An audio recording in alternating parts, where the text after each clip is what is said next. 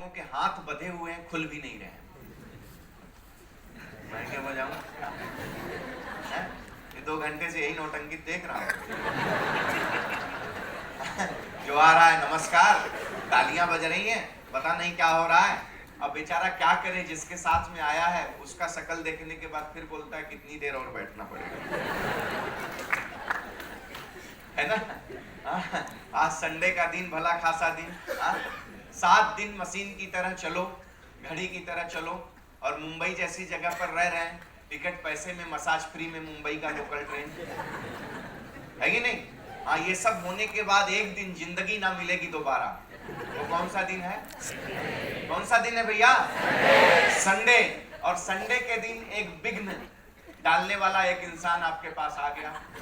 हाँ, चलो तुम्हारी जिंदगी बदल देंगे। यही बोला का? क्या यही बोला ना आपको? या क्या बोला? एक मूवी चलने वाली थिएटर में, वहां पर जाएंगे, मालूम नहीं, कुछ ना कुछ तो बोल के बेचारा पता नहीं कितने तांडव करके आपको लेकर यहाँ आया। पता नहीं आप मदारी बने, कितना उसको नचाए होंगे, कितना वो नाचा होगा, तब आपको लेकर यहाँ आया होगा। जाहिर सी बात है ना। क्या होता है ना, देखिए ये प्रकृति का नियम है। सीधी और सही चीज जल्दी समझ में नहीं आती, आड़ी टेढ़ी बराबर समझ में आती है। हाँ, ये प्रकृति का नियम है, ह्यूमन साइकोलॉजी है। सरल भाषा में कोई चीज समझाई जाए तो व्यक्ति को समझ नहीं आता है, चाहे वो आप हो चाहे हम हो, है ना।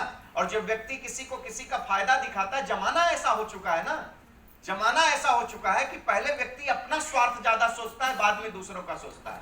राइट? तो आपकी गलती नहीं है, गलती आपकी नहीं है अगर आप इस तरह से सोच रहे हो। गलती ये जमाने की हो गई। आज का जो युग है उस दौर में ऐसा है कि कहाँ लोग मिलते हैं कि अपने भले की बात के अलावा दूसरे की बात करें। मैं सही कह रहा हूँ?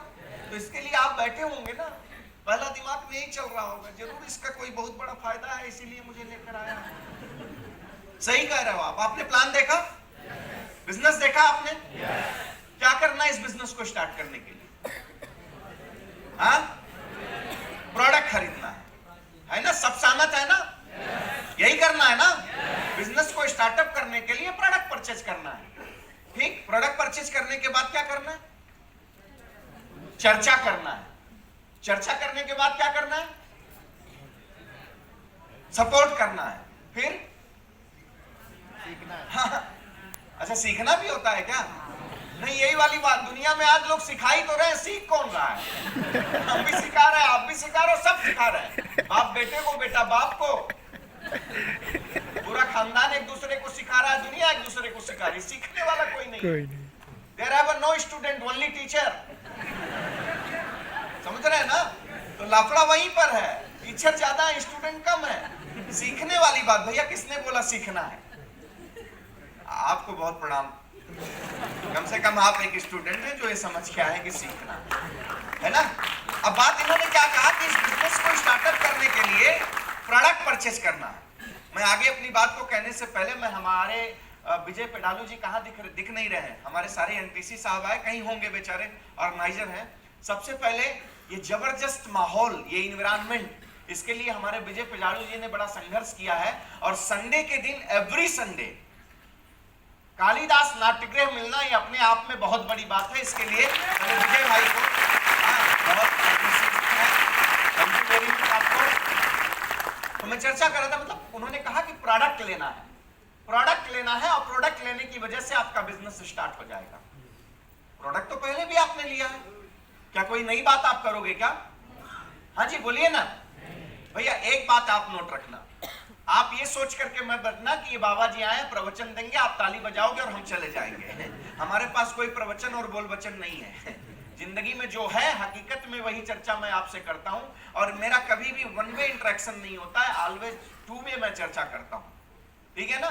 तो आप हमारे साथ में रूबरू होइए, चिंता मत करिए। ठीक है? गोट वोट से डर लग रहा है तो निकाल देता हूं, चलेगा? ठीक लग रहा हूं? लग रहा हूं? नहीं कहोगे तो भी ठीक लग रहा हूं। हाँ, क्योंकि जिंदगी में जब से होश संभाला, एक ही चीज समझाऊं, हर दिन सजने के बाद आईने के सामने, पहला आईने के सामने खड़ा होता हूं और ईश्वर को धन्यवाद देता हूं कि इतना खूबसूरत इंसान बनाया।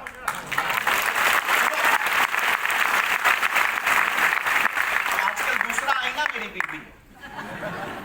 हाँ, जब तक बोलती नहीं डार्लिंग आई लव यू तब तक आगे बढ़ता नहीं। मतलब हर दिन दूल्हा बन करके निकलता हूँ। क्योंकि जब मैं छोटा था, पढ़ाई करता था, तो मेरे पिताजी के दोस्त थे। एक बारी वो आए हुए थे और संयोग से घर पर कोई नहीं था, और उस समय मुझसे ऐसे ही पूछा कि जिंदगी में क्या करना चाहते हो? बोले कुछ करूंगा, बड़ा करूंगा। तो बोले बेटे दो बात याद रखना मेरी, बाकी जिंदगी में जो करना है करना, जो करना है दिल से करना। तो बोले क्या याद रखना है अंकल? तो बोले अगर जिंदगी में दूल्हा एक बार बनना है, घोड़ी पर एक बार चढ़ना है, तो जैसे जिंदगी में जो करना है, जैसे मन वैसे पढ़ो, जैसे मन वैसे आप अपने आने वाली लाइफ में, अपने करियर में कार्यक्रम करो। लेकिन अगर जिंदगी में दूल्हा रोज बनना है तो जो करना उसको दिल से करना, ये बात याद रखना। और उस बात को मैंने अपनी जिंदगी में गांठ बना करके रख लिया। वो यहां मेरे सबकॉन्शियस में उतर गया कि जिंदगी में रोज दूल्हा बन करके निकलूंगा। राइट? अब आपके ऊपर है, आप क्या करना चाहते हो। मैं तो मेरी बात बता रहा हूं। कुछ लोग बैठ के कह रहे हैं तू बनता है तो मेरा क्या है। भैया आप डिसाइड करो ना आपका क्या। ठीक है, तो ये प्रोडक्ट की बात थी कि प्रोडक्ट ले लेने से आपको बिजनेस मिल जाएगा। प्रोडक्ट तो आपने जिंदगी में पहले भी लिया है ना साहब, लिया है या नहीं लिया है? ठीक है, लिया, लेकिन कोई बिजनेस मिला है क्या आपको? अरे आप अपनी छोड़ो, आपके पिताजी ने भी लिया होगा, पिताजी की भी छोड़िए, दादाजी ने भी लिया होगा। इंसान अपनी कमाई का 70% हिस्सा अपने और अपने परिवार की जरूरतों के लिए मार्केट से कोई ना कोई ब्रांड खरीद करके लेकर आता है। I'm right or wrong? आता है ना? आप छोड़ दीजिए, सपोज करिए अब तो ऑनलाइन का जमाना हो गया, मॉल हो गए, ठीक है, मार्ट्स हो गए, लेकिन सपोज करिए कि अगर पिछले 25-30 साल से आपके पिताजी या आपके घर में जो आपका गार्जियन था, या आपके गार्जियन का जो गार्जियन था, किसी एक दुकानदार से, किसी एक व्यक्ति से वो अपना व्यवहार करता है पिछले 25-30 साल से, और आप जाकर के बोलो कि पिछले 30 साल से मेरा परिवार आपके यहां से परचेजिंग कर रहा है, मुझे अगले महीने का जो ग्रोसरी है ये फ्री ऑफ कॉस्ट दे दो। हाँ जी, देगा? नहीं देगा ना? फिर भी खुशी खुशी खरीदते हो, है ना? मेरे सौंदर्य का राज नहीं, मेरे सौंदर्य का राज नहीं है, on and on papaya shop है मेरे सौंदर्य, मैं वही लगाता हूँ सब, मेरा सबसे फेवरेट शॉप। मालूम है क्यों? उसको लगाते लगाते खुशबू किसकी आती है मालूम है? उसको लगाने से 2,10,000 की खुशबू आती है। इसके लिए मैं उसको लगाता हूं, क्योंकि जब उसको लगाता हूं ना तो साबुन घिस रहा है ऐसा नहीं सोचता हूं, वो जितना घिसता है उतना बैंक बैलेंस बढ़ रहा है ऐसा सोच आता है। इसके लिए वो लगाने से मजा आता है।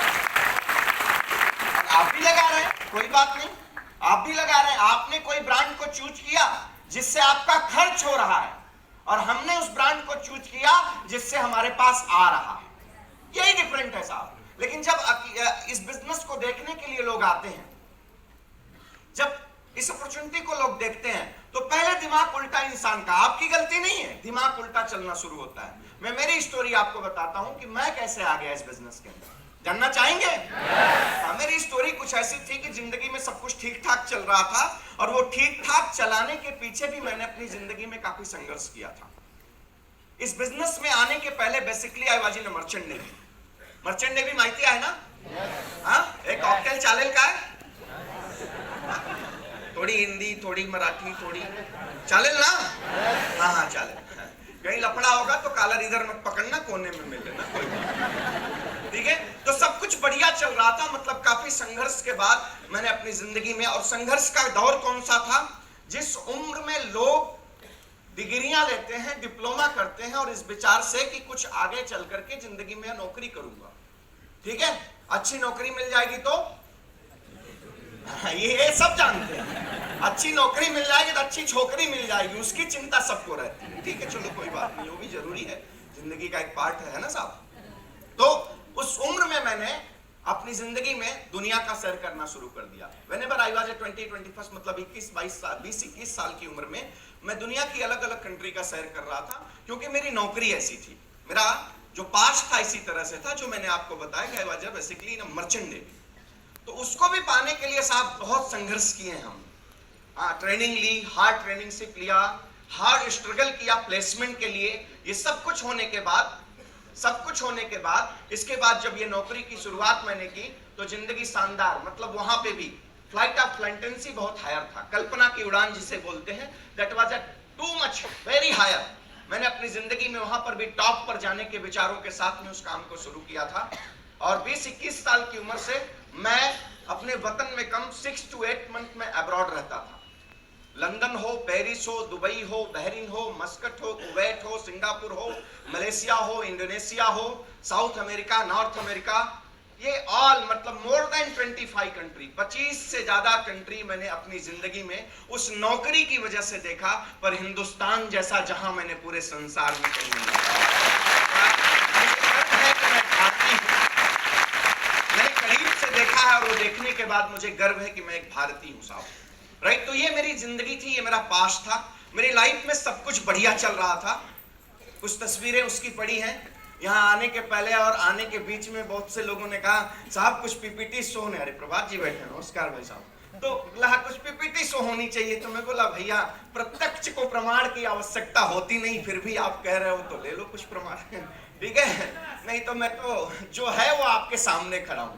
तो ये मेरा पास्ट है। I was basically in merchant navy और जिंदगी में एकदम बढ़िया चल रहा था। वहां पर सब कुछ फिट चल रहा था, ठीक ठाक चल रहा था। उसी समय मेरा एक दोस्त मेरे जिंदगी में लफड़े करने का कार्यक्रम कर दिया। लफड़ा माहिती है ना, आपका भी कोई दोस्त आज लेकर आया होगा तो मेरी स्टोरी से आपको बचने का मौका मिलेगा। मैं आपको ईमानदारी से बताता हूँ, क्या बोल के आया अभी तक लोगों ने क्या बोला मुझे मालूम नहीं, लेकिन मैं आपको जो स्टोरी बताऊंगा आज आप बच जाओगे उससे। जो दोस्त लफड़ा कर रहा होगा, रिश्तेदार कोई आज लफड़े करने लाया होगा ना, हाँ कि बैठ आज इधर से 2,10,000 आएगा, संभल जाना संभल जाना। मेरे भी साथ ऐसा ही हुआ कि यहाँ पर जिंदगी काफी स्ट्रगल के बाद सब कुछ ठीक ठाक चल रही थी। और उसी बीच में मेरा एक दोस्त, जब मैं मरीन के लिए भी अपने प्लेसमेंट के लिए स्ट्रगल कर रहा था में, तो वो भी अपने फील्ड के लिए स्ट्रगल कर रहा था। He was a hardware engineer, तो वहां पर स्ट्रगल कर रहा था। तो हम दोनों बैठ करके, हमारा सबसे फेवरेट प्लेस नरीमन पॉइंट होता था, वहां बैठ करके हम लोग कल्पना किया करते थे कि मिलकर जिंदगी में कभी कुछ काम करेंगे। ऐसा कहते हैं ना कि आप जो भी बोलते हैं ना उसकी तरंगे और उसका ऑरा आपके चारों तरफ इस वायुमंडल में बनता है। ऐसा मत सोचना आप जो कुछ बोल रहे हो तो वो जाता नहीं कहीं नहीं, अच्छा या बुरा कुछ भी, वो आपके इस वायुमंडल में जाकर के आपके चारों तरफ उसी की एक आवृत्ति बनती है। अब हम जाने अनजाने में ये चर्चा कर रहे थे कि हम लोग जिंदगी में मिलकर, तू तेरे फील्ड से मैं मेरे फील्ड से खूब पैसा कमाएंगे और कमाने के बाद हम दोनों मिलकर के कुछ बड़ा काम करेंगे। न उसको मालूम न मुझे मालूम क्या करेंगे, बस एक बात करते थे कि कुछ बड़ा करेंगे। और कहां बैठे रहते थे? नरीमन पॉइंट, समंदर का किनारा। आखिरी वक्त पे क्या दिखता था? आसमान और समंदर अपने आप में मिलता हुआ दिखता था, इसके अलावा कोई एंड नहीं दिखता था। पॉजिटिव पावर वाला जो प्लेस था वो हमें दिखता था और वहां पर हम ये चर्चा करते थे। तब हमें पता नहीं था कि सबकॉन्शियस माइंड क्या होता है, उसकी ताकत क्या होती है, पावर क्या होता है, पॉजिटिव थिंकिंग की ताकत क्या होती है, बड़ा सोचने का ताकत क्या होता है। इसमें से कोई भी आइडिया नहीं था माय डियर फ्रेंड, कोई भी आइडिया नहीं था, सिर्फ हम चर्चा करते थे। और फिर क्या हुआ, काफी स्ट्रगल के बाद मैं मेरे फील्ड में सेटल्ड हो गया। मैंने अपनी जिंदगी की पहली उड़ान सिंगापुर, मेरी फर्स्ट कंट्री थी, वहां से मैंने शुरू किया और इसके बाद मैंने पीछे मुड़ करके नहीं देखा। जहां जहां जहाज जाती थी उस रास्ते, समंदर के रास्ते, वहां वहां मैं जाता था। I was working on ITF vessel, मतलब मैं कभी इंडिया से कभी जहाज ज्वाइन नहीं किया, फॉरेन की किसी न किसी कंट्री से, और working on a chemical tanker, चलता फिरता बम, उसके ऊपर काम करता था। 30-35 लोगों का परिवार, 6-8 महीने। और कॉन्टिनेंटल क्रूज जिसको कहते थे, मैंने रशियन के साथ काम किया, फिलिपीनीज के साथ काम किया, स्वीडिश के साथ काम किया, ब्रिटिश के साथ काम किया। मतलब जिंदगी में ऐसे ऐसे लोगों के साथ काम किया जो एक दूसरे की भाषा और कल्चर से जिसका कोई लेना देना नहीं था, बट मोटो क्लियर था। इसके लिए हम एक परिवार की तरह वहां पर 6-6, 8-8 महीने बिता देते थे। और यहाँ तो अपने परिवार में भाषा, देश, पंथ सब एक होने के बाद भी लोग भिड़ते रहते हैं, क्योंकि जिंदगी में गोल नहीं होता है लोगों के पास। समझ रहे? ये सब चल रहा था, सब दुनिया चल रहा था। मैं मेरे फील्ड में सक्सेस होना शुरू हो गया। डॉलर में सैलरी मिलती थी साहब, डॉलर में सैलरी मिलती थी।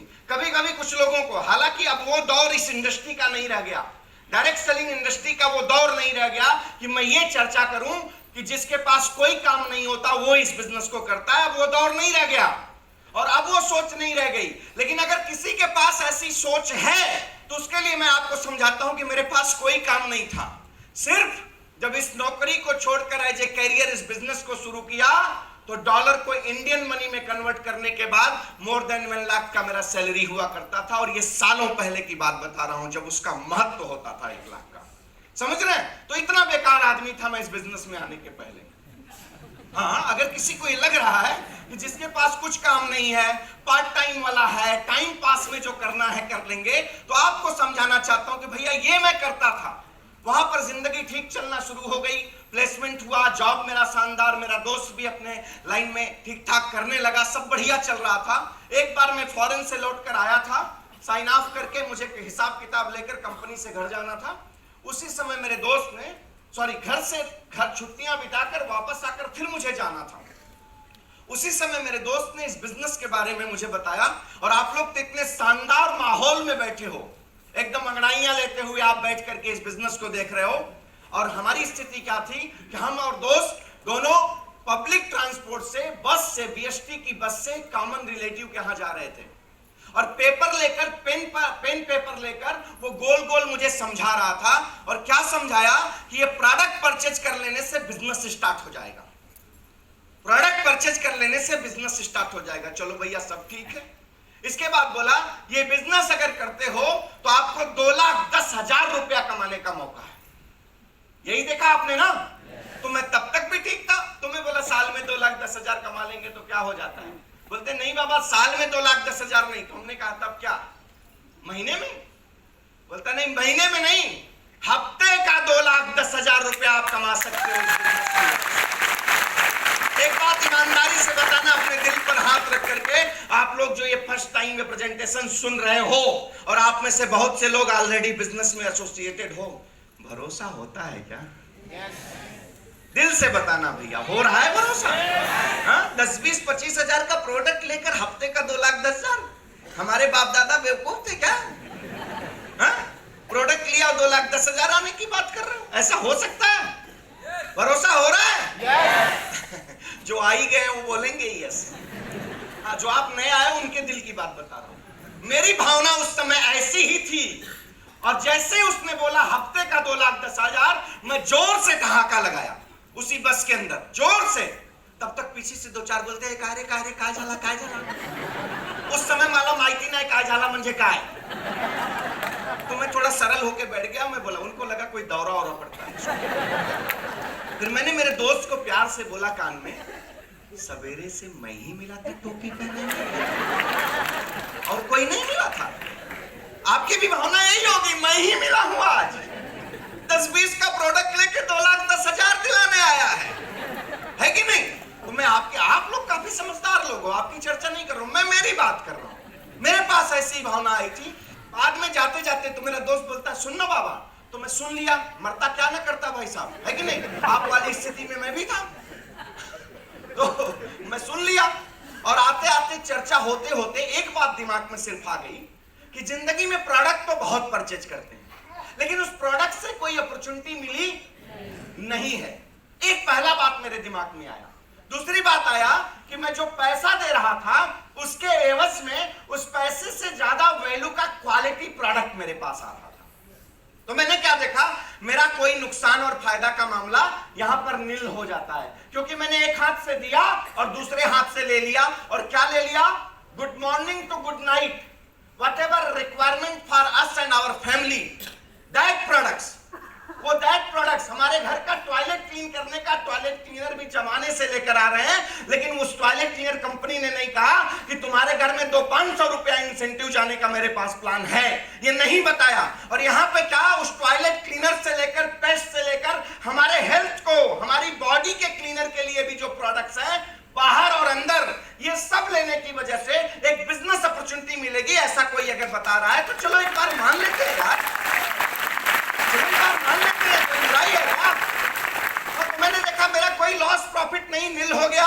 पहला बात, क्या आएगा वो जाने दो, क्या आएगा वो जाने दो, लेकिन अगर 20,000, 21,000, 25,000, 10,000, 15,000 लगाकर हम पैसा देकर प्रोडक्ट पा रहे हैं तो मेरा हिसाब किताब बराबर।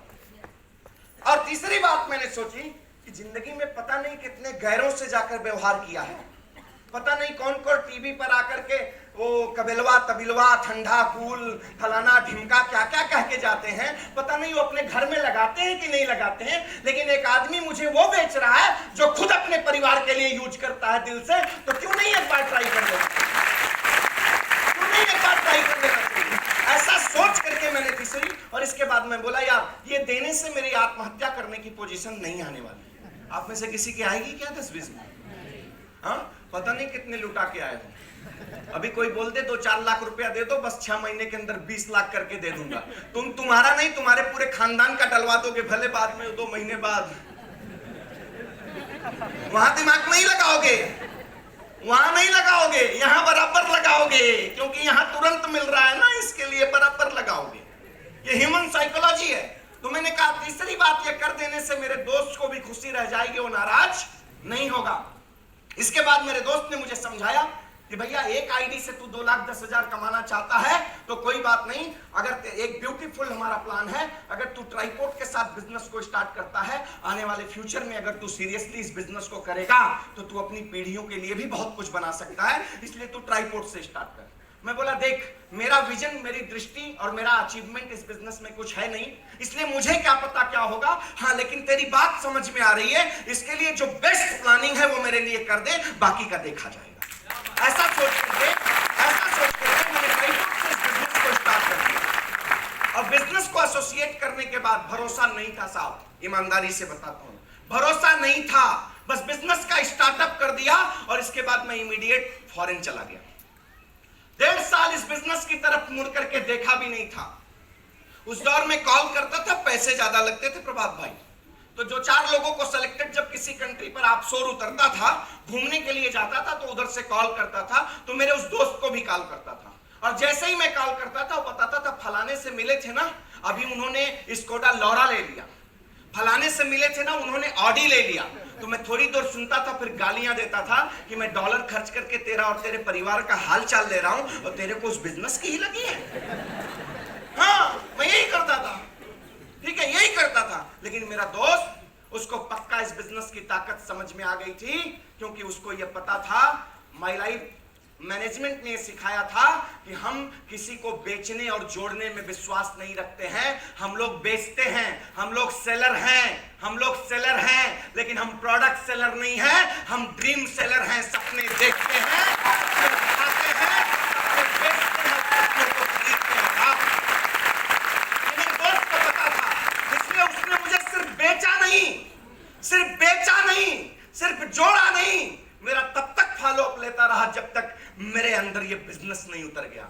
और सिलसिला ये हुआ, चलता रहा। और इसके बाद मैं फिर से साइन ऑफ करके यहां पर आया। किसी कारण से 3 महीने मुझे मुंबई में रुकना पड़ा, और उस दौर में मैं इस बिजनेस के कुछ माहौल में गया, आप जैसे ऐसे ही कुछ प्रोग्राम्स में गया, और उसमें से एक प्रोग्राम ने मेरी जिंदगी का टर्निंग पॉइंट है। और ये मुलुंड कालिदास आज मैं जो भी हूं उसका साक्षी है, उसका इतिहास है। और आखिरी लाइन में भाई साहब, आप जहां पर बैठे हो लास्ट में वो कोट पहन करके किनारे वाले, वही वो चेयर है। मॉडिफिकेशन के बाद 1-2 लाइन आगे पीछे हुई होगी तो हुई होगी, वही वो चेयर है मेरी जिंदगी का इतिहास जब बना था। इसलिए यहाँ आने का होता है जिसमें अजीब सा मोटिवेशन पैदा होता है। तो बिजनेस के कुछ माहौल में गया तो इस बिजनेस की ताकत को समझना शुरू किया। मैंने आपको क्या बोला, मैं प्रोडक्ट लेकर के बिजनेस में आ गया था, लेकिन इस बिजनेस से मैंने कुछ अचीव नहीं किया था। मालूम है क्यों? क्योंकि प्रोडक्ट लेकर के आप बिजनेस में आ जाओगे, आपका हिसाब किताब बराबर हो जाएगा। लेकिन आज ये जो स्टेज पर आकर के लोग, वो राम भाई बोले ना, आज 28-30 लाख की आज इलेक्ट्रिक कार लेने का डेयरिंग, और अभी पीछे खड़े होकर के चर्चा हो रही थी, तो कहे सर उस झोपड़पट्टी में मैं रहता था और आज देखिए 30 लाख की कोना कार, ये तीसरी चौथी कार होगी उसकी जिंदगी की, राइट? ये बिजनेस में उनके आने की वजह से नहीं हुआ है। ये जितने हमारे ये लीडर्स इस स्टेज पर आकर के गए हैं, इनके बिजनेस में आने की वजह से नहीं हुआ है। बिजनेस में आ जाने से कुछ नहीं होगा, लेकिन जिस दिन ये बिजनेस आपके अंदर आ गया, उस दिन आप जमीन से आसमान का, जब तक ये बिजनेस मेरे अंदर नहीं आया था साहब, कुछ नहीं हुआ था। लेकिन जब इस तरह के माहौल में बैठना शुरू किया और लोगों के अचीवमेंट को देखना शुरू किया, ऐसे लोगों को भी देखा कि एक रिक्शा ड्राइवर अपनी जिंदगी में कहां से कहां पहुंच गया, एक बेसिक काम करने वाला व्यक्ति कहां से कहां पहुंच गया, एक इंजीनियर, एक डॉक्टर, अलग अलग लोग, हाईली क्वालिफाइड लोग आज हमारे प्रभात भाई बैठे हैं। ऐसे ऐसे लोग जब इस स्टेज पर मैंने उनको सुना तो मेरे दिमाग में सिर्फ एक बात चली कि different type of quality, different type of energy, different type of talent, but इस स्टेज पर आने के बाद सबके अंदर एक सिमिलरिटी आ जा रही है और हर व्यक्ति कामयाबी की तरफ आगे बढ़ रहा है। What is the reason? कारण क्या हो सकता है? फिर मेरा दिमाग वहां पर कौटना शुरू किया और मैं अपने दोस्त के साथ बैठा और सीरियसली इस बिजनेस को समझने का प्रयास किया। और समझते समझते उसी बीच में इसी